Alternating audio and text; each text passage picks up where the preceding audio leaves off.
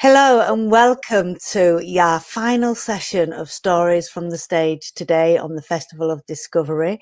We have a couple more tomorrow, but I've saved, if I say the best to last, my other guests might get jealous, but I've saved two inspirational stories for this evening open mic session. And the first one of those comes from the glamorous Chloe next to me.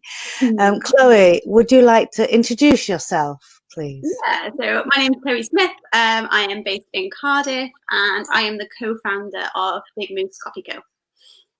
Oh, bigmoose. That's a very interesting name. Can you tell us a little bit about what's that name about and the coffee company? Yeah, of course. So bigmoose began in 2014 and it's a legacy for my dad's best friend who passed away from cancer, and his nickname was Moose. He was a big giant man, and we lost him way too soon, and Dad just kind of wanted to create something where we could remember him every day, and the motto for what we do is leaving the world better than we found it. So bigmoose Coffee Co is our trading entity off of our charity, and we employ and train people who've experienced homelessness, but also people who suffer with severe mental health issues. So we do a lot of training, support work, and put people through private counselling as well. That's fabulous. And how long did you say you've been doing this for, Chloe? Well, we began in 2014, but the coffee shop's been open since March 2018. So 2.5-ish years, but obviously we've lost half of this year. So. And what's it like running a sort of charity and a coffee shop at the same time? That must be quite complex. Yeah, it has its challenges, but I have an amazing team around me. So my dad and I kind of oversee things. The dad's just amazing. He's such a great support. My mum gets involved. My sister gets involved. And then we've got a great team at the shop, including our general manager, Meg, and she just handles everything there day to day. So Dad and I can kind of oversee the bigger stuff and the bigger events. But obviously this year we've been a bit limited, so we haven't done all the things we wanted to do. But next year, hopefully. And how have you managed getting through the sort of the COVID, especially with the support work you've been doing and the people you've been trying to support? Yeah, it's been tough. We closed in March. We closed a little bit earlier actually than when the UK government told us to. I personally struggle with kidney failure, so I was high risk and had the shield. So we closed a little bit early because I couldn't be there and we couldn't look after the team properly. So we were closed until the end of August, which was tough, as it has been for everyone. Focused in from literally day one on our team's mental, physical, and financial health. So everyone's wages up to 100%. So no one had any sort of financial worries, which was a big thing. We just kept in contact with all the team really, really regularly. We were helping them come up with ideas of how they could pass the time, things they could do to make sure that they looked after themselves and self-care and stuff. So yeah, we've done our best, and we're coming out the other side. Luckily, we're in Wales at the moment, so we're back open. So yeah, and it's been a good couple of weeks. So fingers crossed. Fingers crossed. Thinking about the work we've done, it sounds like a real family sort of passion, I suppose, with everybody involved. What have you learned most about? What have you discovered most about doing this sort of work? I think the main thing is just how amazing people are. And I think just the acts of kindness that we've seen over the years have just been absolutely incredible. And the resilience of human beings is phenomenal, and how people can be in such tough places, just with a little bit of intervention and a little bit of, I suppose, us holding their hands for a little while. You can just see people bounce back, and the kindness we've had strangers donating money, donating time, volunteering, and just supporting the work that we do is just absolutely phenomenal. And it really does help us to continue that as we go along. But yeah, we work with some absolutely incredible people. We're very, very lucky. I think you're pretty incredible yourself when you talk about resilience and stuff. So just turning that question on yourself, really, what have you learned or discovered most about yourself? I feel like I'm just a completely different person to when that shop first opened. I was I left school, went to uni, studied to be a primary school teacher, ended up falling out of love with that profession and kind of just didn't know really where I was going or what I was doing. So starting the coffee shop was all brand new. I didn't know how to make coffee. We didn't have a coffee machine until like 15 hours before we opened. We were just such rookies. And I think the main thing that's changed in me is my confidence. And I've really grown in confidence. And as my skills improve in various aspects of running a business, I'm getting more confident as I go, which I'm working now on helping other people to grow their confidence as well, because I think as women we sometimes need that, and we need more support. So I'm working in a school as well, trying to help teenagers again with confidence and resilience and overcoming obstacles. And I think that's really important. I think if we can then pass it back down to help others. Yeah, that's incredible. I was just thinking about some of the people as well that you support, especially those who've experienced homelessness. We were doing Sleep Out last night at Eden, and there's some really powerful stories there. What's your experience of trying to support the people in that situation and the stereotypes and the stigma that being homeless comes with? Yeah, I think it really does come with a stigma. I think you've hit the nail on the head there. We started this whole thing going down to a homeless shelter in Cardiff, where we were taking sort of like sandwiches and hot drinks and just trying to support people at kind of like a soup kitchen. And we did that for a couple of years. And what we found was a lot of people had just fallen on hard times and had a bit of bad luck. And it was just a little run of bad luck, and things spiral, and suddenly you lose your home, or a relationship breaks up. And we were just finding that the stereotype, I think, is that it's drugs and it's alcohol and it's all the bad stuff. But in reality, these were just normal people who had just had a really tough time. And we spent so long saying, somebody needs to do something about this. Somebody needs to do something more. And it was kind of like, in the end, we were like, we're as much somebody as anybody. Kind of like where it all started, really. But we used to go down at sort of like 8 o'clock at night, and we did Christmas Day, and we did all the wintry nights and the rain and everything. And obviously these dark nights, I never once felt threatened. I never once felt scared. They were just absolutely lovely people, and it really opened our eyes. And with the work we do now, I think it's educating people as well. That's really important. There is something about that kindness, isn't it? And it's reciprocal, isn't it? I think you might have answered this, but Lindsay said she'd love to know how you got started, Chloe. It sounded to me like you might have fell into it a bit. A little bit. We just kind of wanted, our goal was to help people. So to get started, we did a Kickstarter, actually. So we did where we aimed to raise £20,000 over 7 days, because we didn't have any budget, and we were gifted a lot of things, and a lot of people were really kind and gave us time, but we still needed a bit of money to get going. So we thought, right, we're going to go for 20 grand, and we gave ourselves a week. But the way that Kickstarter works is if you don't get the full 100%, you get nothing. So the pressure was really, really on to hit that 20k. And we had a great first couple of days. We brought in thousands, like probably about 5 grand over a couple of days. And then it just like plateaued during the middle of the week. And the Wednesday, it was like, oh, we're only bringing in 100, 200 quid. And then we had a couple of like so-called friends who kind of were just like, oh, you've bitten off more than you can do. And just kind of, just really put us down. And it really like threw me and my mum, and we were like, oh, people believe in us, and what do we do? So my dad took to social media and basically put out a bit of a battle cry and kind of said, if Cardiff want this, if people want to support the project, then please, now's the time. Like, we need you now, not next week, literally right now. And it was like, we didn't need the big money. It was just, even if you could put £1, £2 in, and it was that power of people that we wanted to ignite. And literally in the space of 24 hours, we brought in 16,000. So it was just phenomenal. And it really taught us a good lesson that if you ask for help, more often than not, people will stand up and help you. You just have to ask and be big enough and brave enough to ask the question. And by the Friday night, we'd reached the 20 grand, and then we pushed hard and aimed to raise another 10. And that way we could get a coffee van, which meant that we could go on the road and employ more people and take our story further. And with like 4 minutes to spare, we got the 30 grand. So it was a bonkers week, but that's kind of how we started. That's amazing, isn't it? It is that thing that there is something about the power of asking for help, and so many people, it's the hugest barrier, isn't it? Or there's a sense of weakness or shame even to say, can you help? Yeah.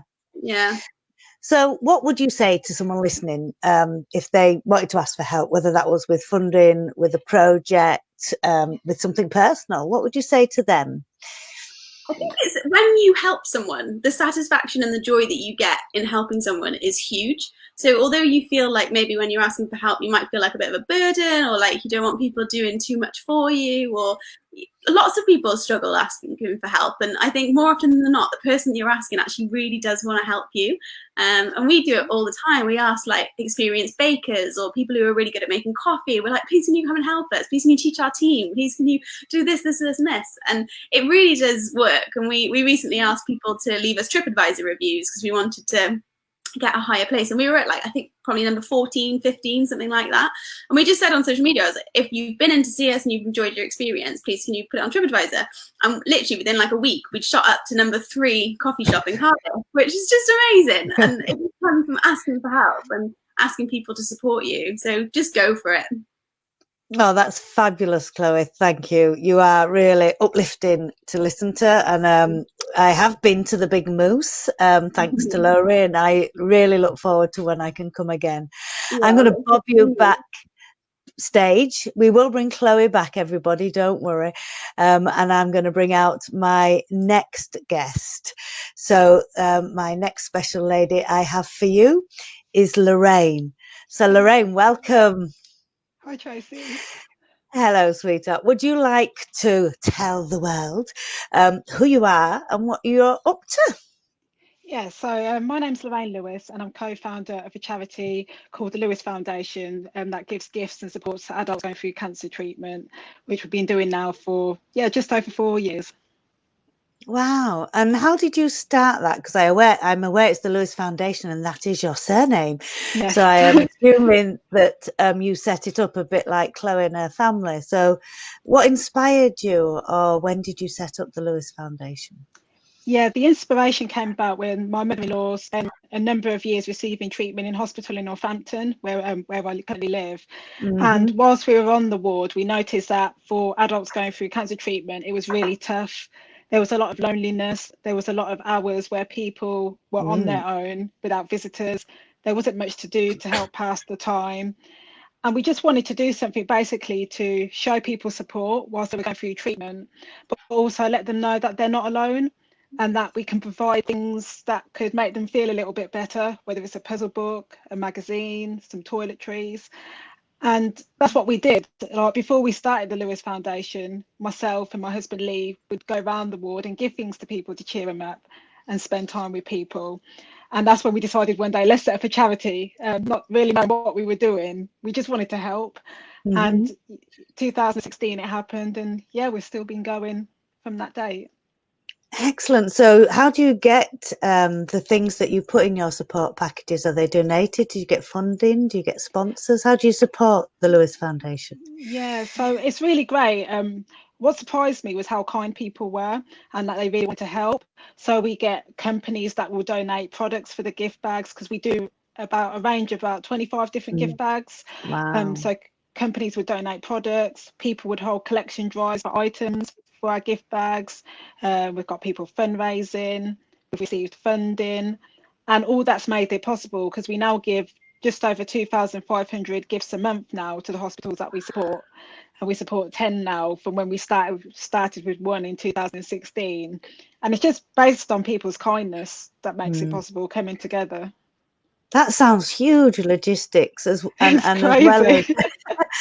as well as knowing where those people are and what they might like. How do you figure all that out? Yeah, the gift, so we have like a gift list. So basically, it's as over the years we've got to know people, kind of know the kind of things that people like when they're in hospital, and then we'll add it to the gift list so that when people go to the hospital they get a gift of their choice. And that's how it kind of comes about. So they get an option of what they would like, so it's something they actually want rather than being just given something.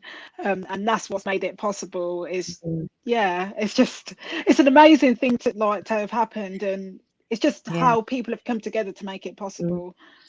I just think that is lovely to be feeling maybe quite alone and in hospital, and then somebody goes, oh, you can have a gift. It's like, this is your time to choose a present. So even in that kindness of giving a gift, you're actually putting them in control of choosing what they want, which in a situation like that, I imagine control's a tricky thing. So it's beautiful. What's the most popular thing that people like? It's really hard because it can fluctuate. Like one time it could be like the pamper packs, one week it could be like model craft kits for men. It's really hard to say. But I do think that one thing people do really enjoy, because you always put it in all the packs, is what's like some hard-boiled sweets, like the old school retro ones, so like rhubarb and custard and Humbug. People really enjoy those, so they're really great. And how have you managed through the pandemic? Have you seen a change in needs, or have you seen people not being able to access their treatment in hospital, or have you changed who you're supporting? How's that impacted on the foundation? Yeah, I mean, that was we stopped a couple of weeks before the full national lockdown happened. Initially, we were going to stop, but then the hospitals were like, well, where are you? It was like, sorry, we didn't realise you still needed us. But the reason it became more important was because all visiting's being restricted in hospitals. Yeah. So the packs were actually needed to support people more than ever. And I think the initial thing that was had was when all the shelves were being stripped in shops and we couldn't get items. And because people knew that what we were doing was for a reason, to support others, shops were saving stuff for us, people were going out and trying to help source things. So throughout the whole pandemic, we were able to keep going, still providing the same amount of gifts and the same support, but from a distance. And the messages we've got just to say how much it's helped support somebody through treatment whilst they're alone has just been incredible. I think it's even harder now for people without that support network with them. Yeah, I have to say I'd not considered how crucial a lifeline it would be when you can't have visitors, let alone restricted visitors. That must be really challenging. Yeah. What have you discovered most then? I asked the same question to Chloe, so I hope you took notes. What have you discovered most about either yourself or this line of work? What's the biggest discovery you've made? I think for me, before doing the charity, I didn't think people would generally want to help somebody else that they didn't know, just out of pure kindness. And it really shocked me when people were coming forward to help, because they don't know the person who's going to receive the gift, but it doesn't matter. They just want somebody to know that somebody cares. And for me, that was an eye-opener, that I know there's a lot of negativity in the news, and there's a suggestion that people are out for themselves. But from the work we do every month, every week, that's not what I see. I just see a community that just wants to make a difference. And it's really amazing to see. I'm really proud of it. Yeah, well, I am as well, really proud. And I think I echo that. At Eden Communities, we're fortunate enough to see the positivity in the world, all these amazing people doing powerfully ordinary things to bring people together, to care for one another, which is a real counter narrative to what we hear every day, that we're all selfish and individualistic and hate each other. So it's so nice and heartwarming, I think, to hear these things, and we just don't hear them enough, do we? No, and I think we do need to hear them more, because there's so many good people out there. So many. There are. Well, I'm going to bring Chloe back in now, because I'm nice like that. So I might even bring Mo back in. So Mo's been observing and paying attention, and may have a few more questions for us, or you might have questions for each other, because it seems that you have both set something up in response to, responding to illness and really wanting to be the change, and not knowing that things can change, which is just incredible. Mo, do you have any questions or reflections? I definitely do, actually. It's been so lovely. And it's always my favorite part of my role with Eden, is I get to hear these amazing stories and see the world a little differently. I think you both shared stories that show that you've started incredible things, and there's been a journey there. But I think I'm seeing reflected in a lot of people that they're right at the beginning and they're ready to start that journey, but there's so many questions around what does that look like and practicalities and things. What advice or motivational ideas, because you've already said so many, but what would you say to someone who's just listened to this and thought, oh, want to do something, but how did you work out what that was? I think for me, it was just going for it. Sometimes I think we can put too many barriers if we, think we can't do something. Even if you start taking small steps, those small steps all build up, and some things will go wrong. And we've made so many mistakes, but you learn from them, and that's what helps you grow. And then when you look back, you realise what you've actually achieved. Because there's some things I look back and I'm like, oh my God, they're so embarrassing. How could we even have done that? But you learn from it. So you just got to give it a go. Don't be scared. It will work out. Yeah, I love mistakes. When I interview people, I always go, what was your biggest mistake? And then what did you learn? Because that's the only way we learn, isn't it? By failing forward, really. Sorry, Chloe, you was just about to add to that as well. I completely agree. I think making mistakes, but it kind of helps you, I think, I don't know if you found, to grow the business even further and take it in different directions. And we started by just aiming to employ people who'd experienced homelessness, and then we became aware of just like the absolute vastness of mental health issues in Cardiff is our experience, but I think probably UK and probably unfortunately worldwide.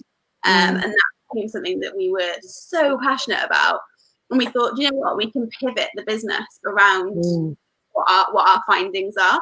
And we've always been about really helping a small amount of people, rather than sort of spreading ourselves too thin. And I think that's okay as well. And we obviously just want to help everyone and change the world.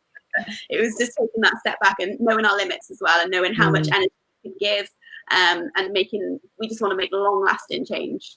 So yeah, I completely agree. Just go for it.